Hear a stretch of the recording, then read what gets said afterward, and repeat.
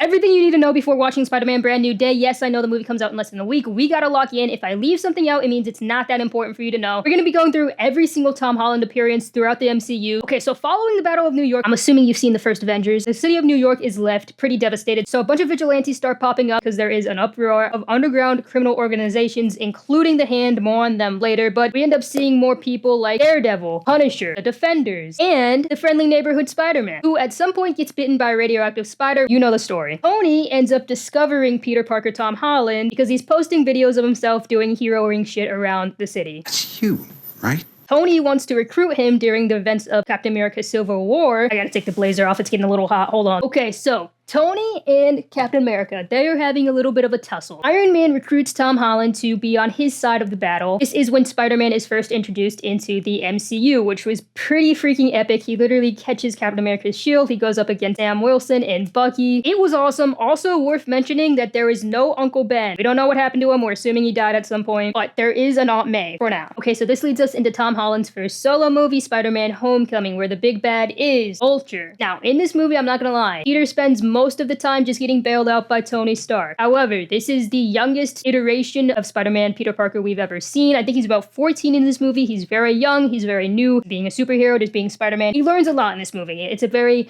coming-of-age movie. Okay, so Vulture is a weapons dealer who Peter is trying to take down throughout the movie. Tony tells him to stop this pursuit because he thinks he's going to get hurt. Peter does not. Tony gets mad, takes away his suit, and for a little bit there, Peter just kind of stops being Spider-Man and just goes back to being an academic weapon. Liz, Peter, Ned, and MJ are all on the academic team. In this movie, MJ is sort of like an outcast. Peter has a crush on Liz. Peter asks Liz to homecoming. He shows up at her doorstep to pick her up for the special night, and who does he run into? Oh my god, it's Vulture. That's one of the greatest MCU twists ever. It is absolutely crazy, that car ride. So now these two both know each other's secret identity, and it's then that Tom decides to go back to being Spider-Man, puts on his old suit, takes Vulture down, ends up saving Vulture's life, which earns him Vulture's respect, puts Vulture into prison, where Vulture ends up running into Scorpion. Now, Scorpion has a vendetta against Spider-Man as well. He wants to know who Spider-Man is, but Vulture, because Peter earned his respect, does not give up Spider-Man's secret identity. W-Mans. Also, Liz moves away, we never see her again. Ned, CEO of Sex, does discover that Peter is Spider-Man in this movie, and at the end of the movie as well, Aunt May ends up walking in on Peter in his suit, so she also knows that Peter is Spider-Man. What the? So the next time we see Peter is in Infinity War. Boom, Thanos enters the chat. Peter jumps in to help Iron Man, who's fighting in New York City. Peter, Iron Man, and Doctor Strange end up on a spaceship. They end up on the planet Titan, where they meet the Guardians of the Galaxy. Despite the Avengers' best efforts, Thanos is unfortunately able to collect all of the Infinity Stones, snaps, and blimps Peter. Also, MJ and CEO of Sex also gets blimped, along with half the population, of course. This was a very, very sad scene, and what a lot of people don't realize is Peter can quite literally feel the blimp happening. Because of his heightened spider senses, he can deadass feel the people around him disappearing. Anyways, I digress. Okay, so this leads us into Endgame. The Avengers decide to do a time heist where they go back to various times where they know the Infinity Stones are gonna be, collect them. This ends up being successful, and Hulk uses the gauntlet and the stones to snap, bringing everybody back. During this time, the Avengers are being hunted down by a past Thanos. Just as Cap thought all hope was lost, we see Doctor Strange's portals open up, and in comes Spidey along with the Wakandians and everybody else. Pretty epic. And in order to stop him, Tony ends up taking the Infinity Stones, snapping, Iron Man.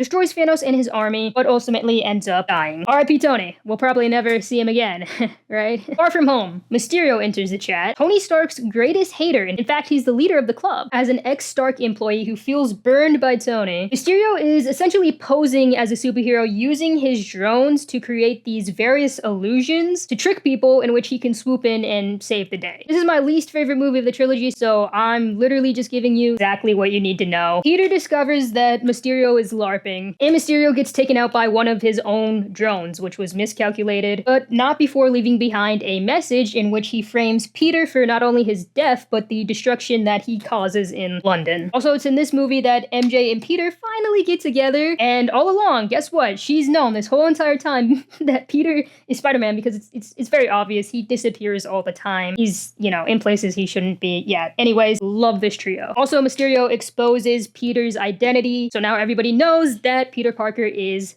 Spider-Man. Spider-Man's name is Peter Parker.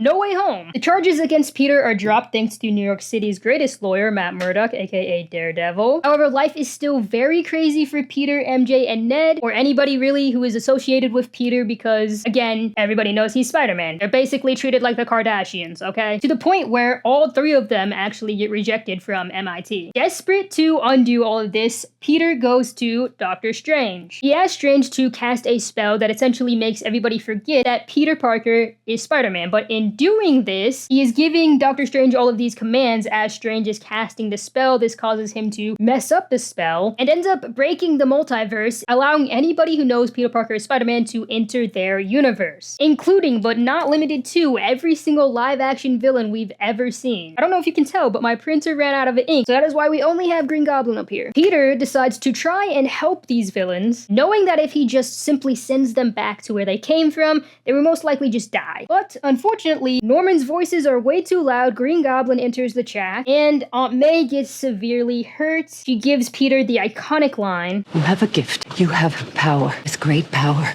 there must also come great responsibility." And sadly passes away. R.I.P. Aunt May. At this point, Peter has lost Uncle Ben, Iron Man, and Aunt May. He's going through it. Now, Ned and MJ are trying to find Peter as he is, mourning on his own, and in doing so, looking for Peter. They do find Peter, except it's Andrew Garfield and Tobey Maguire Peter.